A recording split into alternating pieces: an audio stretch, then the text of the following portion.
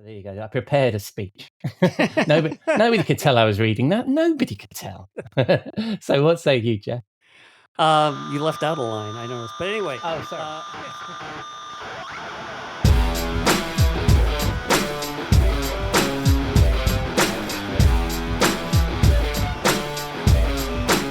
Hello and welcome to episode 242 of the Rockstar CMO effing marketing podcast. It's Saturday the 2nd of November. I hope you've had a good week and you are well and staying as sane as you feel you need to be. I'm your host Ian Truscott. I'm not a rock star, but I am a CMO, and on this podcast, with the help of my chums, we share the marketing street knowledge that will bring out the Rockstar CMO in you. Come say hello. You can find us at rockstarcmo.com or Rockstar CMO on LinkedIn. This week we got back on track after last week's challenges with Jeff in the marketing studio, and I'll chat with Kathy next week, and I'll be joining our constant virtual bar companion Robert Rose in a bit for a cocktail and a marketing fool.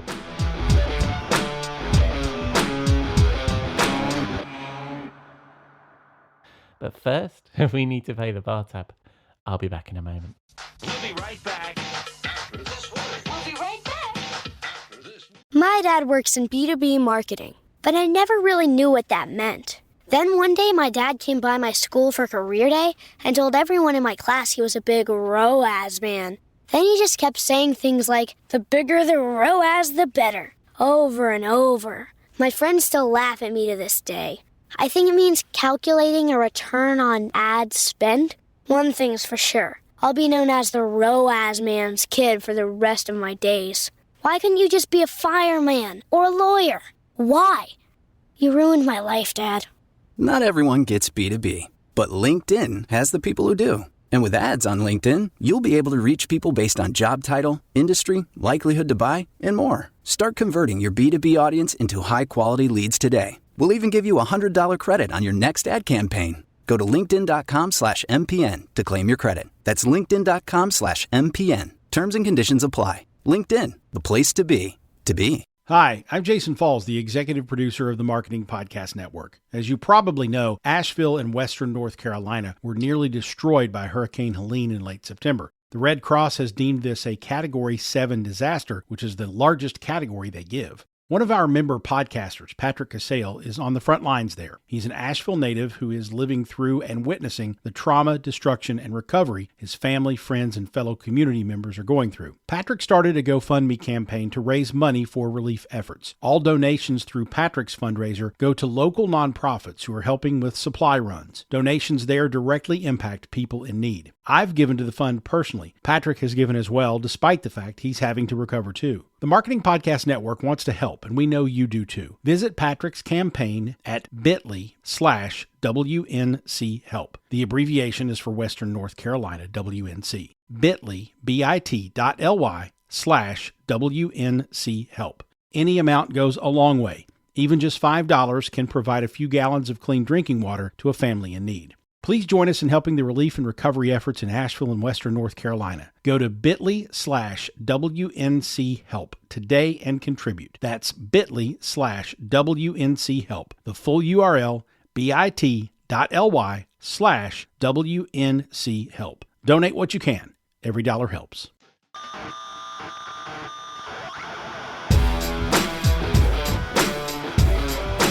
On to our first segment, the Marketing Studio, with Jeff Clark, our resident marketing strategist and former Forrester Research Director.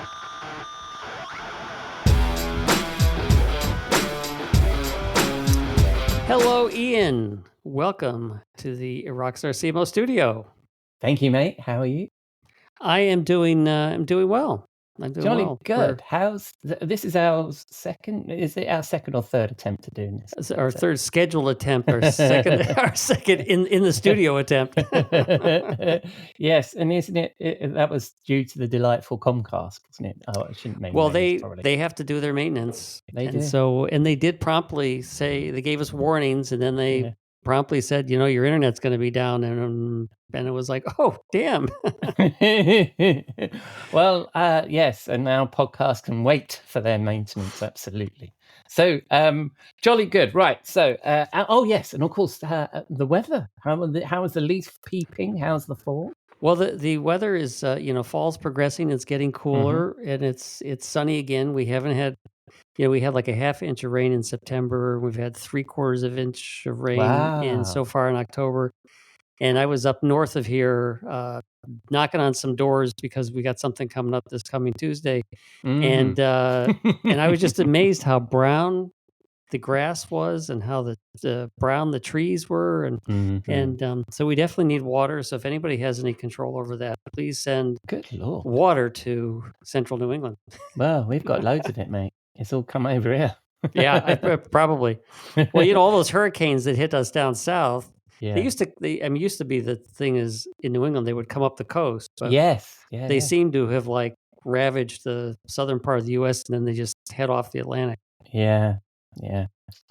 Well, the climate change is crazy. But yes, this strange thing you've got going on next Tuesday. I mean, it's wild. It Which is wild. Of course, for the listeners, especially if you're not listening this week, is the election. Yes. And we're recording this on Monday for the podcast to go out on Saturday because we're delayed from Friday, etc., etc. So there we go. So you're not going to be mid-revolution come the time that I publish this. No, that's next week. We'll check on that next week. All right. So we should shy away from politics. We did religion the other day, so we're quite good, aren't we? We've done politics and religion. Look at us. We're going to offend everybody by the time we're done. But we're going to ground it down to something that is slightly less an emotive topic, and that is being data-driven. Totally unemotive. Well, I think that's the point of being data-driven. I made a comment about this, that you're like a slave to the data, but we'll get on to whether we're going to be a slave to the data and allow ourselves to be creative and emotive. But everyone describes themselves as being data-driven or wanting to be data-driven. And while I have a slight concern about this ambition, as I just shared, as it can steamroller over the notion of taking a creative risk, and let's face it, we can find data supports any hypotheses. It's important to understand, what does being data-led mean? So there you go. I prepared a speech. Nobody could tell I was reading that. Nobody could tell. So what say you, Jeff? You left out a line, I noticed. But anyway. Oh, sorry. Sorry. What's the point in writing a fucking script if you don't read it? Yeah. So when I was preparing for this, and I went through our notes just to say, did we ever cover data? I mean, as a standalone topic, but we mentioned data 139 times, and that's in the show notes, which means we probably mentioned it double that over the past 3 years. And that means we think about a lot. We talk about, you need this, you need the data here, but we haven't really talked about what it means to be data-driven, and I think it's time to correct that error. And to be data-driven, it's like, being agile or something. It's kind of like a motherhood and apple pie statement. It's like, well, who doesn't want to be like that, right? Who doesn't want to be data-driven? And, we like to think that we operate rationally by facts that are presented to us, but we know most marketers, most people do not. They tend to act strictly, by kind of gut and some experience, what feels right. Hey, what's new? And as I was helping one of my colleagues work on a data-driven operating model when I was back in the Serious Decision Forrester days, they put this quote into a paper on it saying, this is the most challenging element for many organizations, shifting the mindset from a team away from one that relies on anecdotal evidence and hunches to one that craves data and generally feels uncomfortable anytime a decision is made that is not based on facts. So I think that helps set up why we want to talk about being data-driven. No, I agree. So and it's good because I think last time we tried this, we got about this far when Comcast decided we should stop. So, but I mean, that sounds very Forrester, doesn't it? And then anybody who's uncomfortable anytime a decision is made that isn't based on facts, I don't know. Maybe the pendulum swung a little bit too far. But in order to figure out what data-driven means, we have discussed 5 characteristics of data-driven marketing teams. And for a change, mate, I know that normally I just parade around our little wrestling ring with the sign saying, and number 1, what is it, Jeff? Number 2. Round 1. Exactly. But this time we're going to take turns, which is quite exciting. And you get to go first. Yeah. I mean, why change a winning formula? I don't know why. So we're going to do it anyway.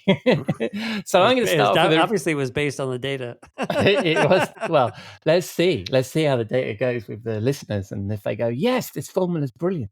So I'm going to go first with a quick one. And it is the lowest of low-hanging fruit on this particular topic. So I'm not really stretching myself particularly with this one. But the first characteristic of being a data-driven organization has defined measurable targets, KPIs and OKRs. And the reason why it's the lowest hanging fruit is because we refer to this a lot when we're talking about planning and prioritization, ensuring we have realistic objectives that are tied to the goals of the business, that are laddered down through the teams to individuals. And I talk about awareness, revenue, and trust and all that kind of stuff. But I thought we'd just do this one really quick because it's something we talk about so much. I didn't think we need to go into detail. What do you think? It's kind of a duh, but to me, it's been, it's always been helpful from a management perspective because I worked at, a couple companies, one in particular that I thought did a really good job of saying, okay, the corporate goals are this. Corporate goals are defined ahead of the year so that you can actually put them into your marketing goals. And then you ladder that down to individual goals, me as a senior manager down to, the next level management, blah, blah, blah. And it becomes, this has helped because we talk about characteristics of being data driven. This helps drive the culture, right? It's like, okay, absolutely. I can see I've got goals that relate to somebody above me and I got people working for me and I'm going to ladder down those goals. And of course, hopefully it all makes sense, once you get down to the bottom. But, the fact that and not everything can be measurable, but the idea that we're going to try to put measurable goals into place, tie them to people, tie them to performance reviews, team reviews, it helps drive that culture and gets people thinking about the data that they're trying to track to see if we're doing our job well. Actually, there might be more to discuss in this because I love that point. Actually, that I hadn't really considered that when you actually do an OKR process properly, i.e., it's not just a bunch of random stuff at the top end and you put it in a drawer and forget about it. That you actually drive it through the business and everybody has their own. They know where their goals fit into the OKRs of their boss and of all the way up, right? Is this idea that it's building a culture of being data driven because then we're all measuring metrics in some form, right? And also it then forces you to think about things like SMART goals, doesn't it? That you have to now be creating things that are measurable and therefore you then create a performance culture because we're looking at what it is that we do and how do we value what we do in the business. It's a really good point there that it drives a data-driven culture if you implement OKRs properly. Yes, totally agree. I've gone off piece. That's why you brought it up. Yeah, I've got a bit off piece here, but I thought I was cheating there with a quick bit of low-hanging fruit. So what do you have as number 2? What do you have? Because I've nicked the easy one. What have you got? Well, and this is this is one that's probably not as much of a duh or of a obvious, but it's like you've got to have data that is curated to address business questions that are related to your goals.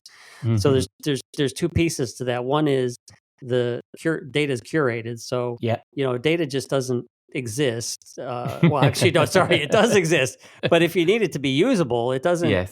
It's in different systems. It's perhaps not always accurate. Perhaps needs some skills to manage it, et cetera. So you should always be thinking about how am I actually pulling data together, and when do I need it to be real time? When do I need it to be weekly, quarterly, blah blah blah? When does it have to be ready for QBRs or the digital team meetings or so curating data for the purposes, but also to address the business questions, because one of the things, and I think we may have talked about this in when we're talking about dashboarding and reviews for your metrics, is to think about what the questions people are asking, because that not only shows you what you have to know right up front, but if somebody's going to drill down and say, okay, so we're not meeting our demand goals. So are we doing a good job qualifying opportunities? I don't know. Are we, we're targeting the right accounts? I don't know. So you got to think about what are those drill down questions from a business perspective from your audience, right? Mm-hmm. And anticipate what those are going to be. Nice. And that's I thought you were going to say a few more things around this, but yes.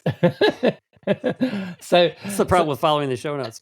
But I think what I also think as well is you also need to think about what you don't need to report on. And I think a lot of the time that we create reports because we can, right? Because and I'm as guilty of this as anybody else, because you get so excited by some data and some insight and think, oh, I can show this and I can demonstrate this. But it can become a little bit overwhelming to everybody and also some of it is incredibly marketing centric. And it's like, you get excited about this, but not necessarily going to excite your executive team. And that can kind of alienate you a little bit. So, I like your idea there about curating. It goes two ways, doesn't it? Bringing together as well as splitting out. And just because you have the data and you can do it, doesn't mean you should. Absolutely. I like that. Which I think leads us to number 3, which is on your to-do list to talk, introduce to the audience. Yes. Well, either of us could have picked this one up, and probably many of the people that we talk to could have picked this one up, because this is about tools. So number 3, the third characteristic of being a data-driven organization, if you have tools that make the data available. So now then, this is definitely a rabbit hole that we could go down here, right? You're trying to avoid the rabbit hole. This is the one we need to step over carefully, and I just need to try and keep us on track with this one, because I think this is definitely something we could discuss in a lot of depth in terms of, there are CRM, CDPs, data lakes, plethora of reporting tools and data sets. And also in each component of our MarTech stack, there's probably data. Well, there's definitely data, but there's probably a little reporting bit. And, oh my gosh, this is complicated. And we need that same discipline of creation that you're talking about around the data and the reports that we're going to produce around the temptation I was just talking about, which is to dive in and create all these reports in all these different systems because we can. And also I think that it also led us back to our number 1, which is what day, and and I'm kind of getting the data and the tools thing kind of merged up. I think it's true as well, because, I work with a marketing director who would take himself out of the business for 1 or 2 days to create a bunch of reports in PowerPoint form to go to a management team meeting, because he was trying to answer every single question that was. So that goes back to your point. But he didn't have the guidance of which ones to focus on in 1 and 2, which is our number 1 point. So he built it for everything, and that can happen with our tools as well. We build reports because we can, because the tech is there rather than the business need. And there's such an accusation that marketing automation is kind of driving B2B marketing in our practice. I think this is exactly where it goes, right? So my suggestion for the characteristic of a data-led organization from a tooling point of view is that you have your relevant data surfaced and available. And I think relevant is the important word here, not that you have like the dashboard that end all dashboards, right? Is that all the relevant data that you talked about in your KPIs and goals and OKRs is available, and they're in 1 or 2 places. But also, I would work from the glass. I'm having a bit of a rant here, aren't I, Jeff? You've hardly spoken for about this hardly ever happens on this podcast. So my suggestion here, and I'd be interested in what you think about this, is you start from the glass, i.e. the report, and work backwards. And it might be that at first it's a bit kludgy, there's spreadsheets and all that kind of stuff, and a lot of manual effort, but you knock off each metric and in each integration in turn. And then finally what you build up is like this self-serve dashboard. And I think that's the nirvana, isn't it? That you can actually, and well, there's 2 issues. Well, one particular issue with this is we think, oh, we'll build it and they'll come and we can help them self-serve, and then they just don't. They just ask us on Slack for the fucking information anyway, and we just have to give it to them. So that's my little rant about this whole thing. It's hard to talk about tools without talking about the data that's in the tools. But I think that from a report, to show that you're a data-led organization, you have that. It's the reporting tools that you have and that integration that you have. I think, as I agree. I think one of the things, behind what you say is that sometimes because you made this the the comment that sometimes our market automation platform dictates how we want to report, and it's like, so you know, all these tools come with out of the box reporting.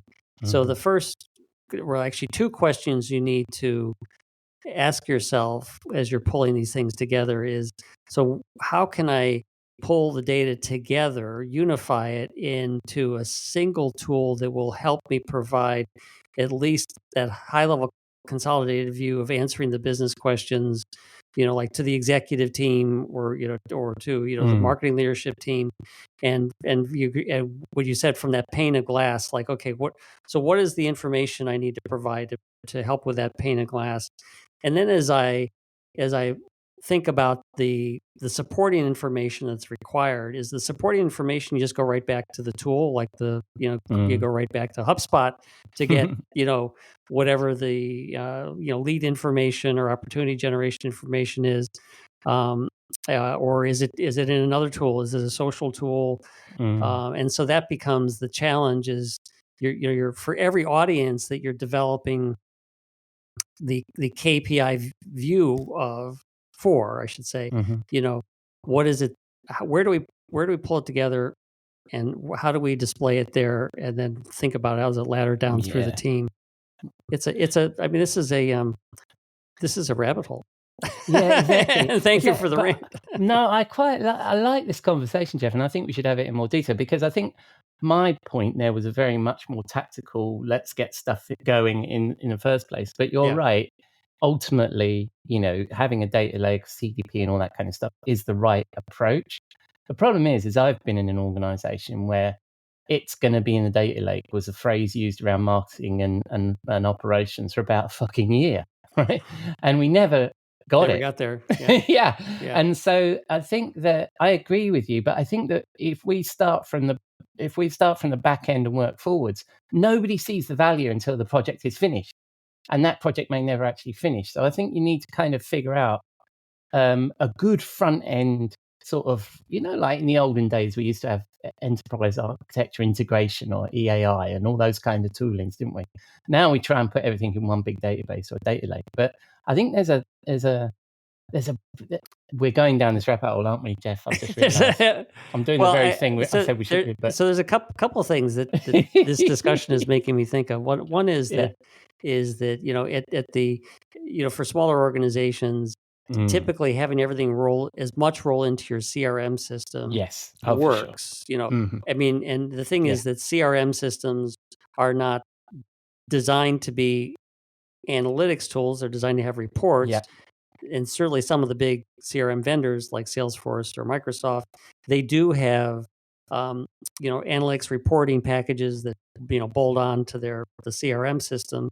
But before you go down that rabbit hole, or whatever type of hole it is, you try to see if at the outset you can do everything within, or as much as possible within the CRM system. The other thing that made me think of is that I had a boss who was actually a boss that we shared and has been on the show, Grant Johnson, who at one of the companies that we worked at, he would go to the CEO and it's like, and to the executive team and say, okay, let me know what are the 7, 8, 9 things you want me to report on a regular basis.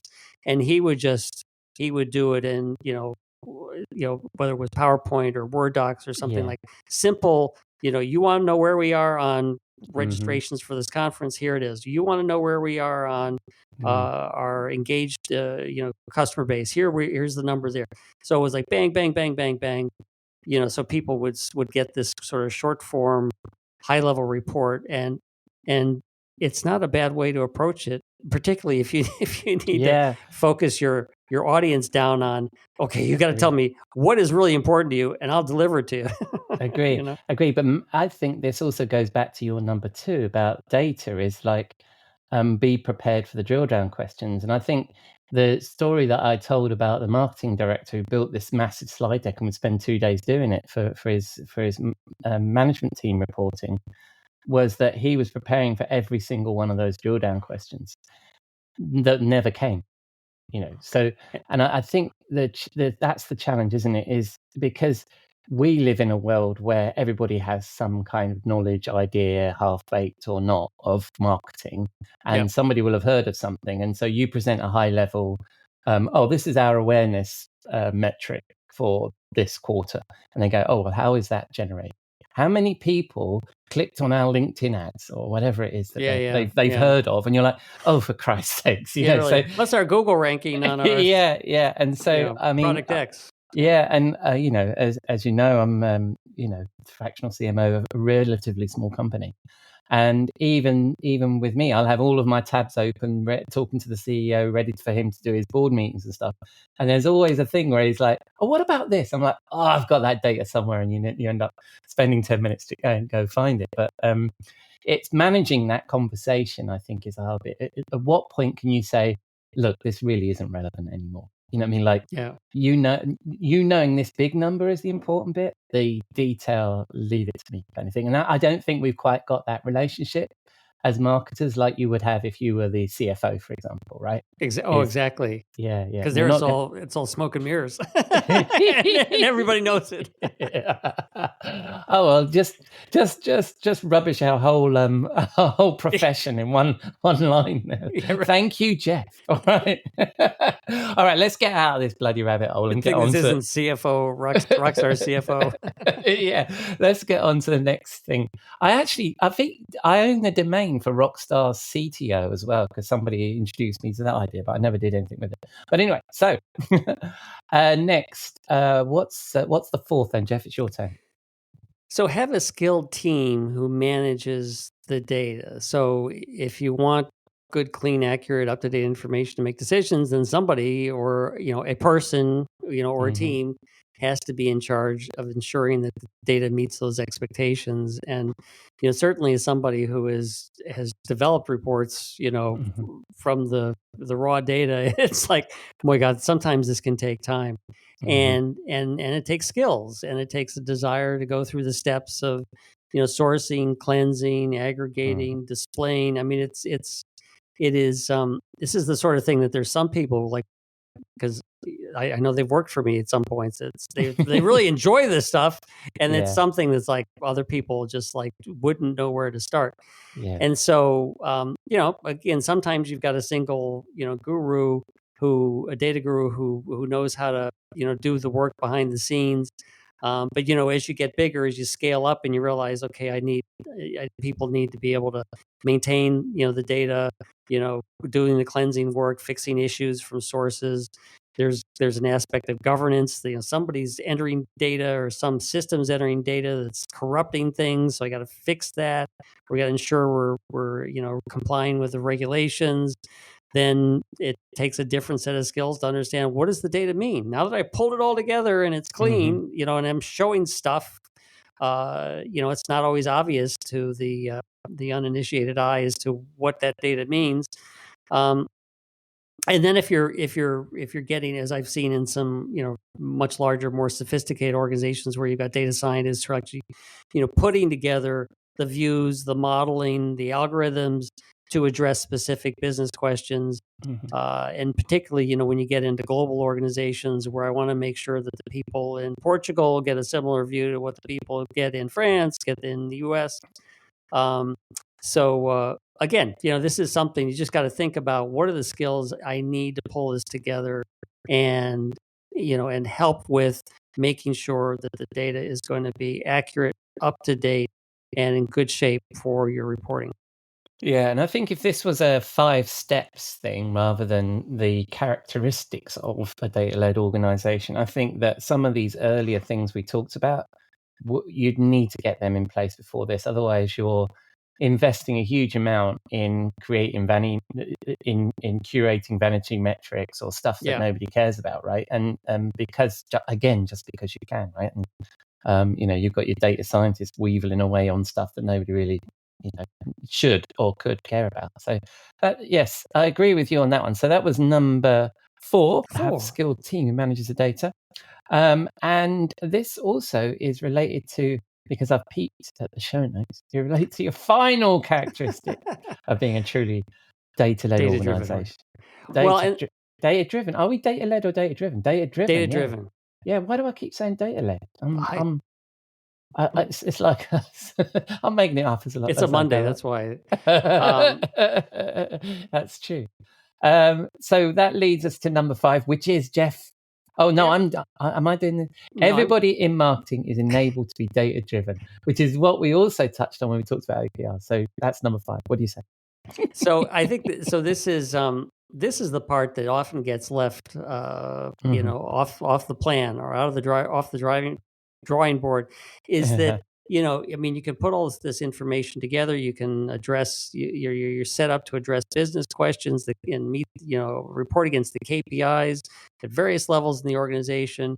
But if the people who you're serving, the audiences, don't know how to use the reports and dashboards, then it's not enough. So you have to teach them how to fish as well as give them the fish, to go back to that old parable. And perhaps this is the biggest gap when it comes to having a data-driven organization. And we kind of talked about how you want the goals and the ability to report on them to kind of ladder down to all the individuals. Well, the individuals need to know where are they going to go for their data.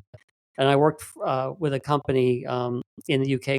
Actually, I guess they're global, but they're based in the UK, called Avanade, and they were building the resources to provide mostly real-time reporting to everybody in sales and marketing, and also up into the C-suite. And so there was stuff that they had consolidated, data in a data lake to provide real-time reports. But they also wanted to make sure. So if I'm in social media, and there's probably something high level that I can get off this dashboard, but if I'm going to drill down, I need to go, should I go back to my social media tool? And so they would actually go through the enablement, the training process to say, here's where you go to get this information. Here's where you go to get that information. And it's this becomes, hard work.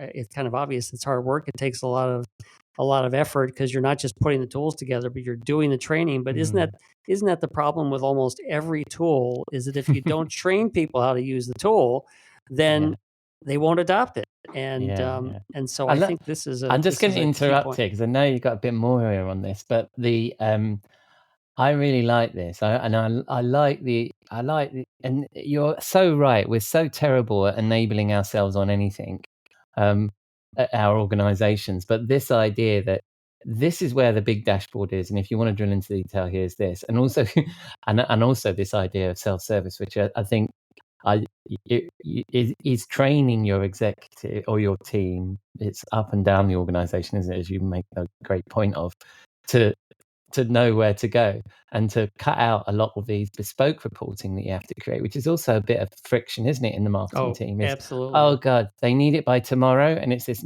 massive fucking report. Well, I'll stop what I'm doing then, and I'll start working on that. And that's a huge problem, can't it be? Just reporting if you haven't got a marketing ops team, you haven't got all this stuff set up. Anyway, you were continuing.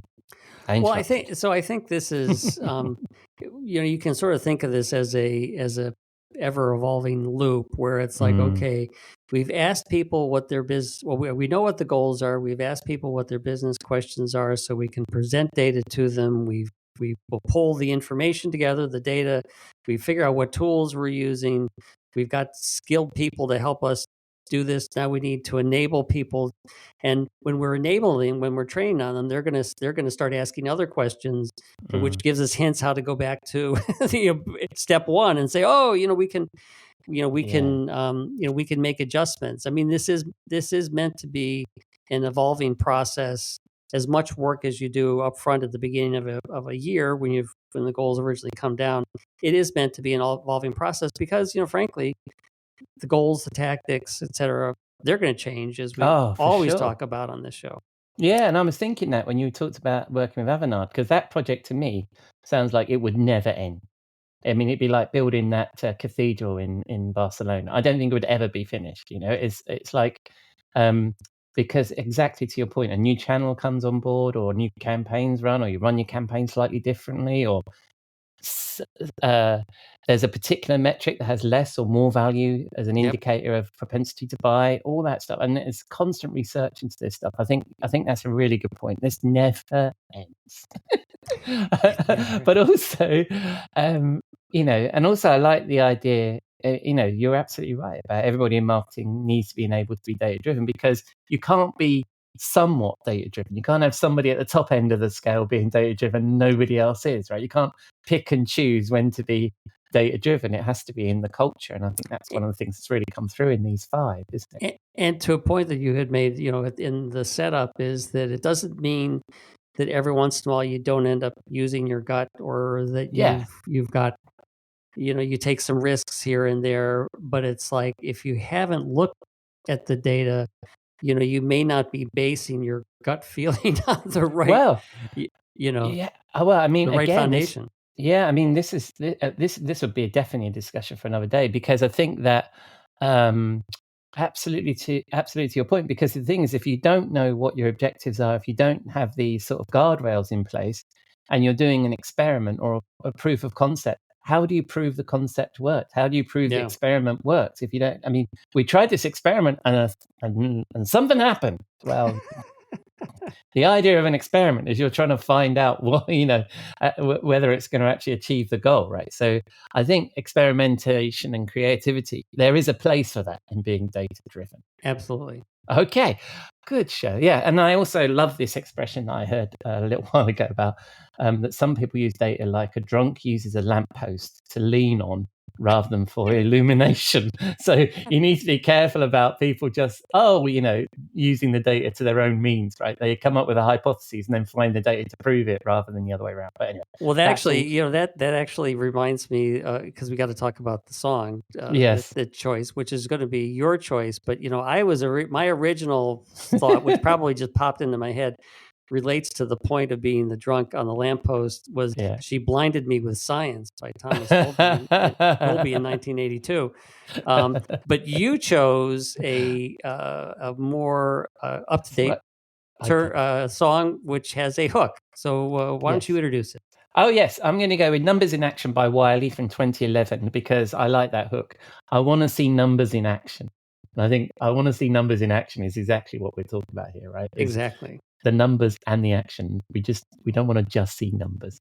So I'll play out with that. Thank you very much, Jeff. And we'll be in the studio again next week. I think we've got some ideas for what we're going to talk about. I can't remember what it's going to be, so it'll be a surprise to us all. It'll be scintillating, and it will be a rabbit hole that we haven't covered. It'll be based on the data of this episode. Yes. So, all right, mate. Well, I'll see you next week. Have a good one. Cheers. Bye. And I'm still a fan of Michael Jackson, but now I want to see numbers in action. I want to see numbers in action. I want to see numbers in action. I want to see numbers in action. I want to see numbers in action. I want to see. Thank you, Jeff. And that was a little bit of Numbers in Action by Wiley there. And thank you to a listener who got in touch this week and mentioned the free marketing knowledge I've gained from your podcast. And I credit Jeff for most of that. So I know how you feel, mate. Thank you. And that free marketing knowledge continues as it's that time of the week to retire to the Rockstar CMO virtual bar with the chief troublemaker, the content advisory, Robert Rose, for a cocktail and a marketing thought.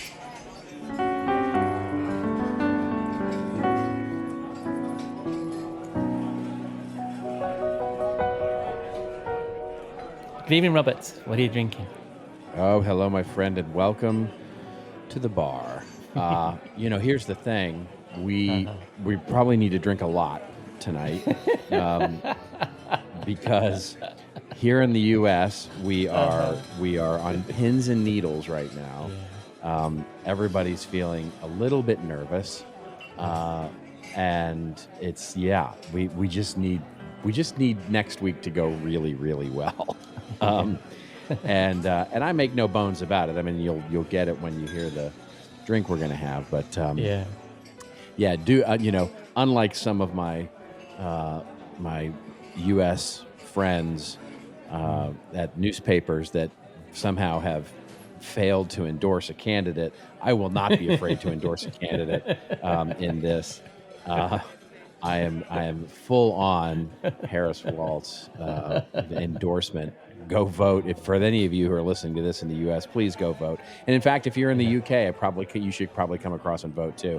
Not that I would ever suggest anything funny in election. management. But even when I lived there, I wasn't allowed to vote, which is really weird because that's taxation without representation, and I think we had a big to do about that back in the day. So, yeah, so yeah. if that were, yes, no, It's funny but how it's funny how Americans don't believe that, but it's true. It really is true yeah, that we're pretty yeah. good at not letting people vote that shouldn't vote. Yeah. Yeah, well, there you go. So yes, and I think you're not the only one who's on tenterhooks. I think a lot of the world is on tenterhooks. I suspect there's a lot of people in your neck of the woods, Yeah, and as well yeah, as other parts yeah, of the world that are like, guys just need to make the right choice here. So, yeah, uh, yeah. in any event, we have Yes, so the drink that we're going to have that we're going to drink a lot yes. of is what we call a true blue mule. Of course, the symbol for the Democratic Party is a Yeah. donkey, and so we have the true blue mule. So blue and mule together. This is basically the drink that we will be having, and here's the way it's made. It's a vodka drink and ginger beer. Of course, that's a classic Moscow Mule, but we're doing the true blue mule here. So we're going to do basically a healthy 1.5 or 2 parts, I would say, vodka. Then a 3/4 part of blueberry syrup. That gives it its name and gives it its flavor, of course. And then your 4 ounces of ginger beer, or as they say here in the U.S., ginger ale. And there you go. And then a little bit of a lime squeeze, and you have all of that. You shake it up into a cocktail shaker, and then over ice, you pour this, and away you go. And we have our True Blue Mule. And I think we should probably make a picture of these things. And if you've got the copper mugs to drink it from, do so, because that always is a lovely thing and adds a tang to it. Nice. But otherwise, let's just drink some mules. Yeah, and do that until Thursday. Yeah. Yeah, or till January 6th, one of the two, yeah. Well, that sounds delicious. And where shall we be drinking these classy political drinks, my friend? Well, somewhere here in the U.S., but I mean, I think we just take In it a right to the bunker. source, right? Let's just go sit in front of the White House and make sure all this happens and goes down the right way. With our lawn chairs. That's right. That's what I'm thinking. That's what I'm thinking. Popcorn. All right. So we're sitting with our lawn chairs, eating some popcorn and watching how this whole bloody election pans out, because, even if one side wins, there's likely to be some challenges with that. And I feel for you all. Yeah. Every single Well, that's what one of everybody you. keeps saying too, by the way. It's Yeah, just the yeah. idea is that even if the right side wins here, we don't, No, if next week may still be a shit show, one of the, Yeah, so absolutely. So we we're may observing. be looking at 2 months of just complete drama, but hopefully not. Hopefully it is a decisive, very decisive and unimpeachable Yes. sort of Landslide. turnout. So let's Yeah. just hope for that. Yes, well, who the last people to burn the White House were us, I think. So you don't want us back. So you probably Well, that's true. you want to Yeah, sort it that's out amongst true. yourselves That's if true. you can. That's true. But I mean, in all fairness, we tried to invade Canada, so I mean, what are you going to do? It's usually our fault. I mean, let's just be clear. It's usually our fault. All right, mate. Well, if we can distract ourselves from the politics, what are we talking about in marketing today? We are going to talk a little bit about what's going on for 25, some disruptions that are going on. I thought it was a good week to talk about disruptions and the things that are going to shape our strategy in the coming year, because it's that time of year for sure where marketing managers and marketing leaders are starting to put together their plans, their budgets, their sort of the things that they want to try and get done in the coming year, especially for those who have fiscal years that start in the linear year. But it's an interesting time, right? Not just because of the macroeconomic and geopolitical things that are going on, but really what's going on in marketing, sort of full stop. And what I did was I spent some time and I sort of looked at all the research that we have collected over the last year, as well as looked at our own experience with what's going on in companies, from clients, from the attendees to our workshops, from what I've heard just walking the street, of marketers, and sort of put together sort of those data points to say, here's what looks like the things that we're going to be dealing with next year and how we might deal with it. And the first one, I've got three, but basically the first one is that the importance of brand is going to become incredibly important. It's already incredibly important, but it's just continues to rise in terms of the noise and where we're putting content and the ways that consumers learn about new things as well as legacy things, and so strengthening the idea of where we're putting our media, how we're creating experiences, and where we're creating those experiences. Because if you look, this was the 2023 was the first year where time spent with online video, it was more than television. Wow. YouTube now makes up the number one streaming platform over Netflix. 2 years ago, user generated content, all the TikToks and all of the Mm. YouTube videos and everything, now accounts for more than 40% of the time spent with media. So, where in a world where our brand is going to be degraded or evangelized by TikTok users, by consumers, and it's all going to be in these moments of generated on YouTube, and out on the content out on the edges.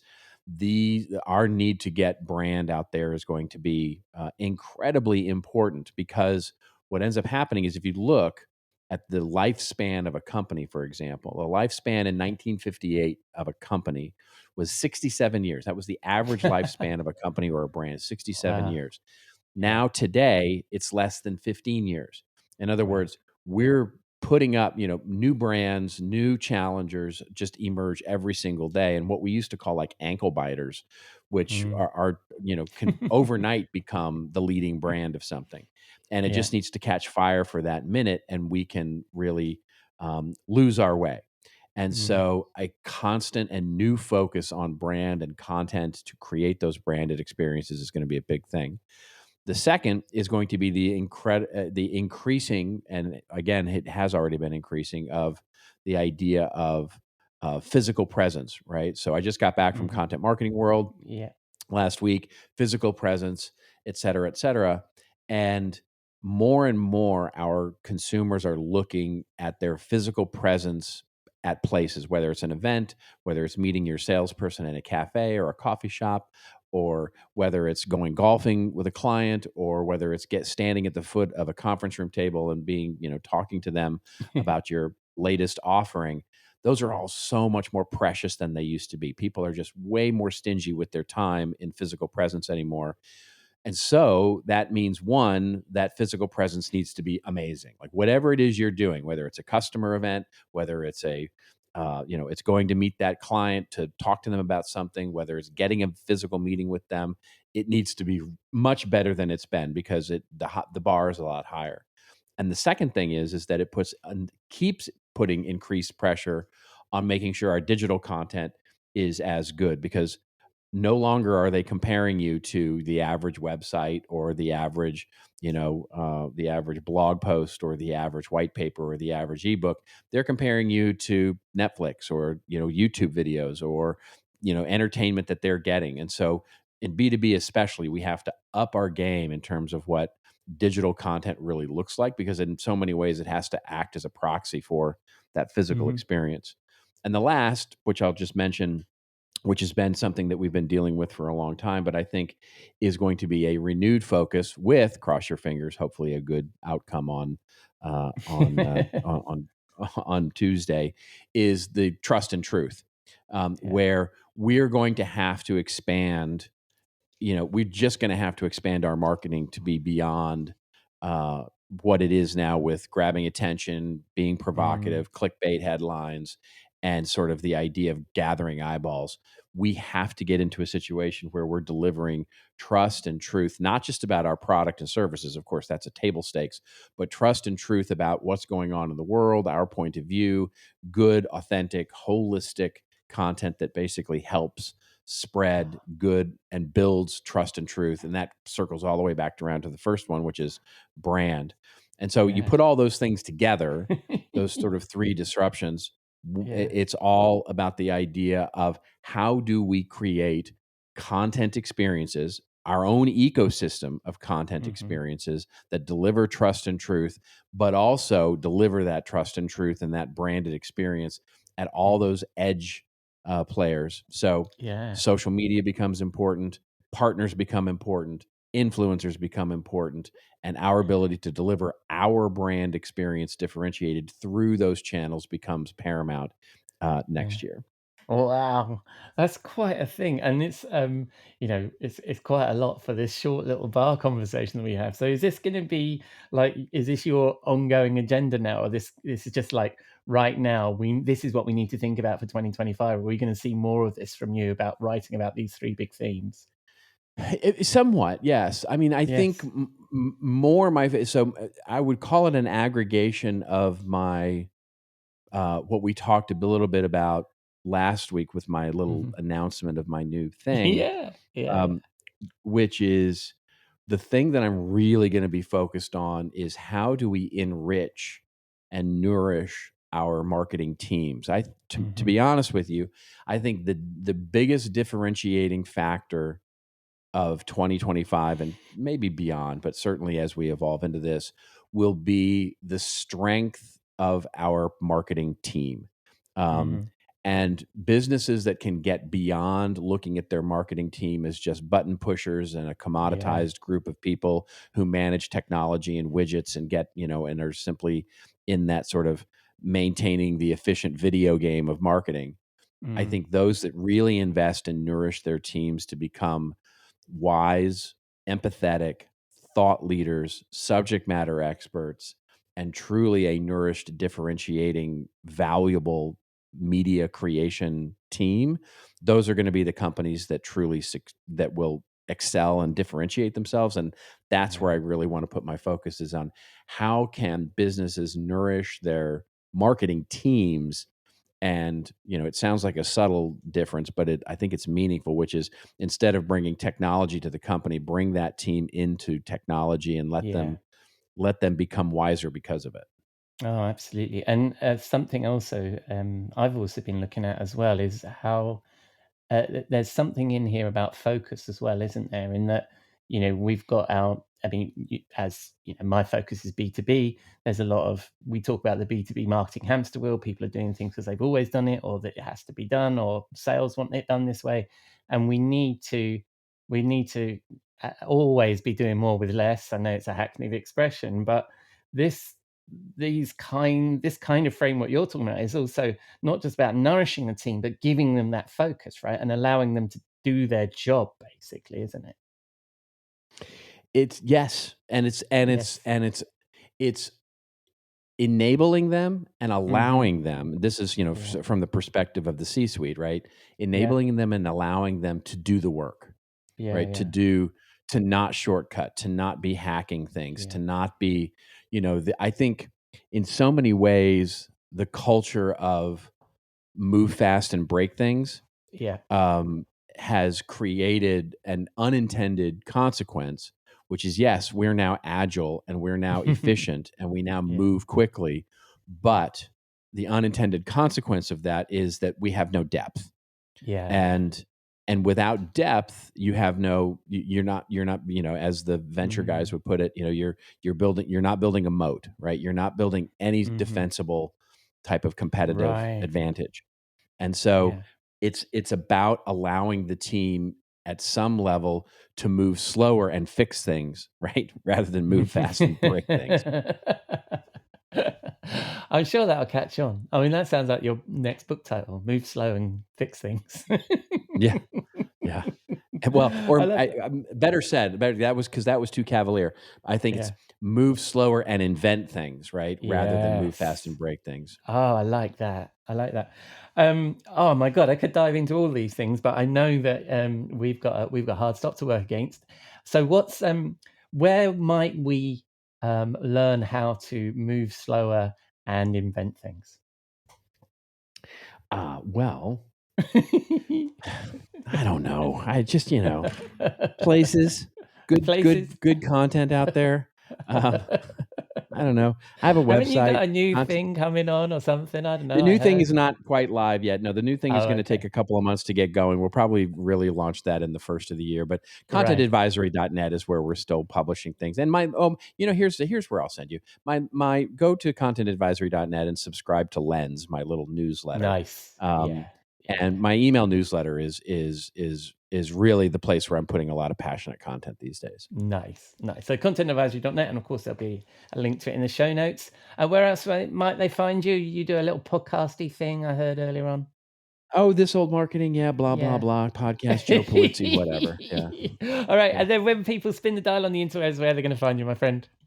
LinkedIn. Yeah, LinkedIn is the place where I'm putting all my content out at the edges. Nice. All right, mate. Well, I'll and most importantly for me, will you be in the bar next week? Oh, indeed. And hopefully in a good mood. So, hopefully your country. If you're in the U.S., go vote. U.S., go vote. I love it. Go vote. All right, mate. I'll see you next week. Hopefully your country won't be on fire and we can have a nice chat and a nice drink. And I look forward to it. Cheers, mate.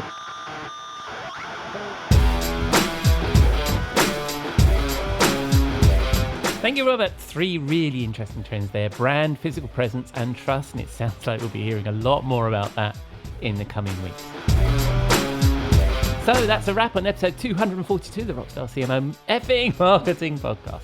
Thank you for dropping a dime into your podcasting jukebox, selecting our track and jiving along with us.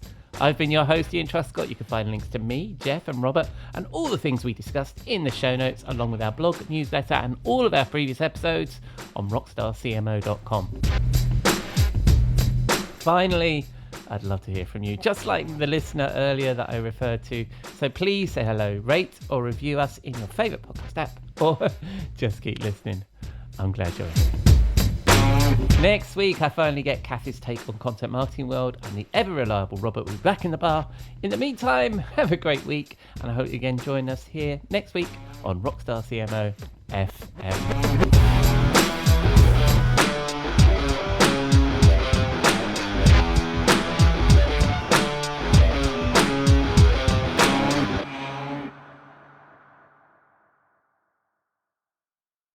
You may know you're listening to this show along the Marketing Podcast Network, but did you know there are other great shows on MPN to help your business? Hennika Watkins-Porter hosts The Entrepreneurial You, empowering entrepreneurs with insights on leadership, business, and success. Hennika, tell listeners what to expect from your show. So we provide innovative business strategies and practical solutions to common entrepreneurial challenges. And where can people subscribe? Find us at hennikawatkinsporter.com, as well as the Marketing Podcast Network at marketingpodcasts.net, or search for it wherever you get your podcasts. You heard her. Go subscribe. This podcast is heard along the Marketing Podcast Network. For more great marketing podcasts, visit marketingpodcasts.net.